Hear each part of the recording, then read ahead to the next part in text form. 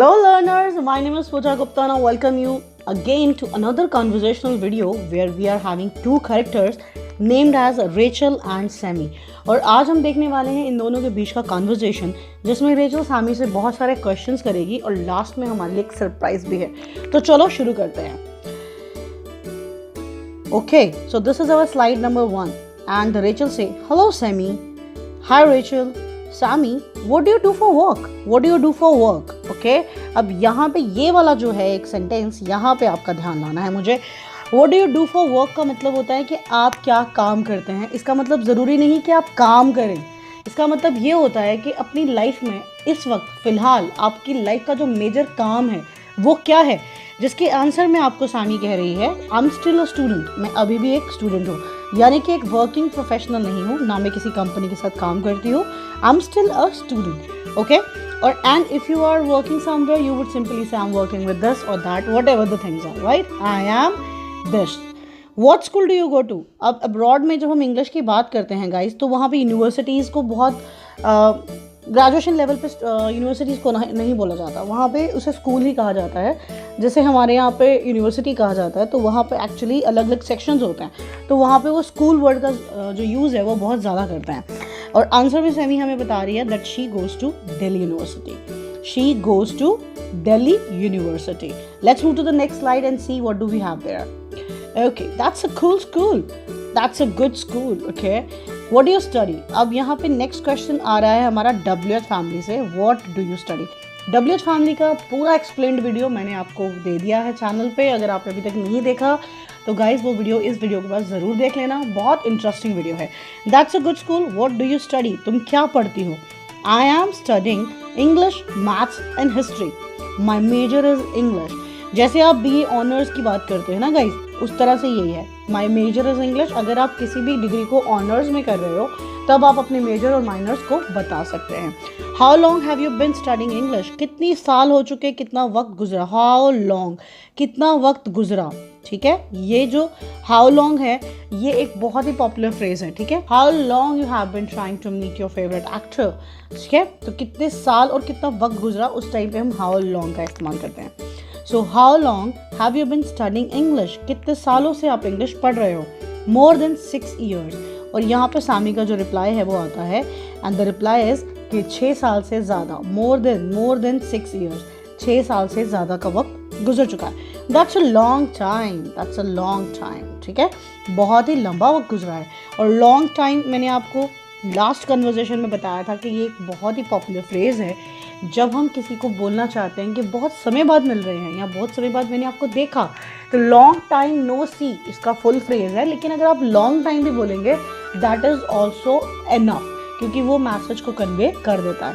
First conversational videos अगर आपने नहीं देखे हुए, आई बटन में लिंक है, वो वीडियोस ज़रूर देख लीजिएगा. You will learn a lot of things from the conversational videos. Let's move to the next slide and see what do we have there. Okay, I see talking with other people is very important.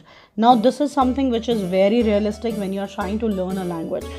Using and practicing that language while talking with other people is very important. It's very imperative. अगर हम यहाँ पे very important को हटाकर कोई और vocabulary word use करना चाहते हैं तो आप यहाँ पे डाल सकते हैं word imperative. Okay? Yes, but I still don't have many friends here. लेकिन अभी भी मेरे बहुत ज़्यादा फ्रेंड्स नहीं हैं, तो मैं बात किससे करूँ. कॉमन सी प्रॉब्लम है लैंग्वेज लर्नर्स की. ये सबसे बड़ी प्रॉब्लम रहती है कि हम लोग बात करें तो करें किससे, प्रैक्टिस किसके साथ करें, क्योंकि उन्हें जज नहीं होना है बाकी लोगों के थ्रू. काफ़ी सारे लोग आपकी इंग्लिश स्पीकिंग स्किल्स के ऊपर आपको जज करते हैं कि आप स्मार्ट हैं या फिर नहीं हैं, या फिर आप एजुकेटेड हैं या नहीं हैं. वो बहुत ही गलत अप्रोच है. ठीक है, और सबसे ज़्यादा अच्छा प्रैक्टिस करने के लिए क्या रहता है guys. Mirror. Talk to yourself. You are your best friend. Okay, I am having a party tonight at my apartment. You should come. Now here the Rachel is actually inviting Sammy to come and join a party which Rachel is throwing at her apartment. Apartment means घर. Home में और apartment में क्या difference होता है guys, comment section में मुझे ज़रूर बताइएगा. होम एंड अपार्टमेंट में डिफरेंस क्या होता है. आई am having a party tonight at my apartment. You should कम. तुम्हें आना चाहिए. शुड का इस्तेमाल कब किया जाता है गाइस, जब हम किसी को कोई एडवाइस या सजेशन दे रहे हैं. जैसे हमें पता है कि सैमी ने बताया कि I don't have a lot of friends here at, and that's the reason Rachel is inviting her to come at a party at her home where she would definitely get a chance to meet other people and she could be friends with other people as well, right? So it would be a kind of very good chance for Sammy. Oh, but I don't want to impose. Now, impose is another word I want to bring your attention on. Impose का मतलब होता है जब आप ऐसा नहीं चाहते कि कोई भी इंसान अच्छाई करते हुए अपने आप को बहुत ज़्यादा सप्रेस्ड माने. सपोज यहाँ पे सैमी ये कहना चाहती है रेचल से कि मैं नहीं चाहती हूँ कि आपको लगे कि अब आपको लाइक फोर्सफुली मुझे बुलाना पड़ रहा है because I told you I don't have any like a lot of friends. Maybe that's why you are feeling that you should invite me. So there is no compulsion to do that job. तो impose करना क्या होता है? Interfere करना. कई बार किसी को suppress करना किसी काम को करने के लिए उसे इम्पोज कहा जाता है. ठीक है. सो अगेन इस डायलॉग को देख लेते हैं. I am having a party tonight at my apartment. You should come. Oh but I don't want to impose. Okay, let's move to the next slide. Oh, come on, I insist. Now, this is another phrase जहाँ पे मैं आपका attention definitely लाना चाहती हूँ. I insist का मतलब क्या होता है? जोर देकर अपनी बात कहना. लाइक फॉर एग्जाम्पल अगर आप किसी को ऑफर कर रहे हो आपके घर पर रुक जाने के लिए क्योंकि बाहर मौसम बहुत ख़राब है तो सामने वाला फॉर्मेलिटी के तौर पे बोलेगा ही I don't want to impose. Like आपकी एक पर्सनल लाइफ है, I don't want to impose. और आप वहाँ बोलोगे आई इंसिस्ट मीन्स कि मैं इसे एक्चुअली मीन करती हूँ और मैं आपसे रिक्वेस्ट कर रही हूँ कि आप मेरी बात को मानो. ठीक है. So oh come on I insist. Oh thanks for inviting me. I would love to come. मुझे बहुत अच्छा लगेगा आके. Pleasure is all mine. तो मुझे खुद बहुत खुशी होगी अगर आप आओगे. तो जब भी आपको किसी को अगर आपको अपने किसी फ्रेंड अगर आप कभी अपने किसी फ्रेंड के लिए कोई फेवर करते हो जो आप खुशी खुशी कर रहे हो और आप नहीं चाहते कि आपका फ्रेंड मेंशन करे कि वो थैंकफुल है तो उस तरह से आप ये चीज़ बोल सकते हो. अगर आप सिर्फ वर्ड प्लेजर बोलोगे that is also very much okay. But pleasure अगर आप बोलते हैं that is informal. Pleasure is all mine अगर आप बोलेंगे तो that is very formal. Okay. See you tonight. Bye. See you.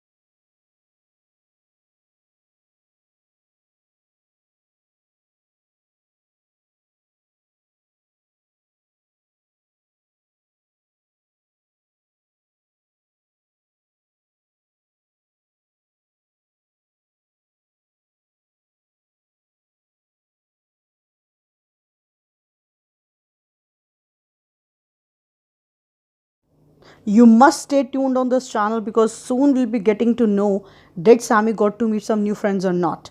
अगर ये वीडियोस आपको अच्छे लग रहे हैं तो चैनल को सब्सक्राइब करना बिल्कुल मत भूलिएगा, लाइक कर दो इस वीडियो को और कमेंट सेक्शन में अपना एक छोटा सा कमेंट जरूर छोड़ दीजिएगा। थैंक